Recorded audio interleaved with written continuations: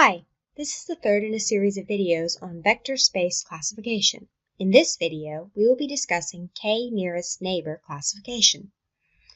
K-nearest neighbor is very different from Rokio classification. Like Rokio, it is conceptually simple. However, it is often more accurate than Rokio and does not have any problems with non-spherical classes. In k-nearest neighbor, rather than assigning each document to the class of the nearest centroid, a document is assigned to the class of its k, with k being a value, nearest neighbors. This relies on the idea that a document will be in the same class as other nearby documents. If k is 1, then the document is assigned to the same class as its nearest neighbor. The decision boundaries in one nearest neighbor are actually part of a Voronoi tessellation. A Voronoi tessellation breaks up a space into Voronoi cells, where each object's cell consists of all points nearer to that object than any other object. Let's look back at our planet classification example. We add a new planet there. If it's been a while since you've watched the last videos in this series, don't forget that planets represent documents in vector space, and that newest planet represents our test case.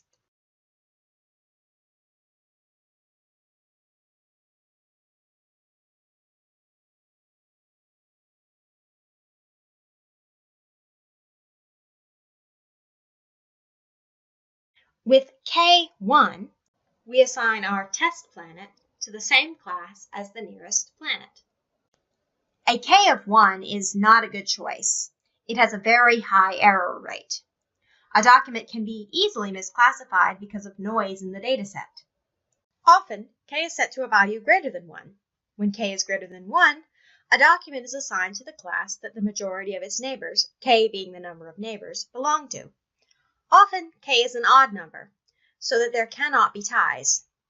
Numbers such as 3 or 5 are common, but larger values like 50, 100, etc. are also used.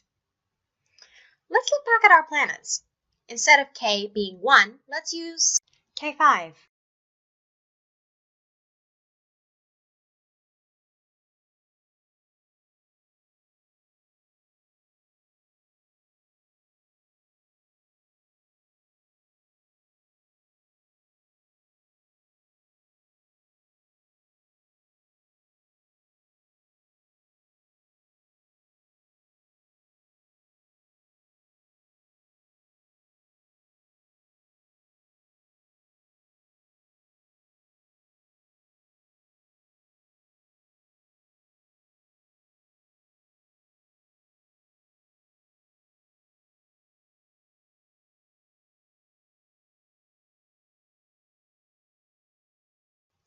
Now our planet looks at its 5 nearest neighbors instead of just 1.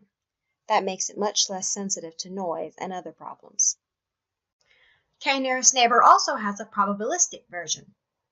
In that version, we determine the probability that a given document belongs to a class based on the proportion of its neighbors in that class. Let's talk for a minute about training and using the standard k-nearest neighbor algorithm. K-nearest neighbor is very simple to train. The only steps are preprocessing the documents and selecting a value for k. Preprocessing the documents includes steps like tokenization. It is possible to run k-nearest neighbor without preprocessing, but that's less efficient overall. If the documents are not preprocessed during the training stage, they have to be processed each time a new test document is added. Applying k-nearest neighbor involves selecting the nearest neighbors of a given document, then, for every possible class, estimate the probability that the given document is in that class based on the intersection of the given document's neighbors and the selected class. The training time for KNN scales linearly with the size of the training set, but the number of classes is not relevant. This can be an advantage when dealing with many classes. K-nearest neighbor memorizes the training set to compare documents. This can make it very inefficient when the training set is very large.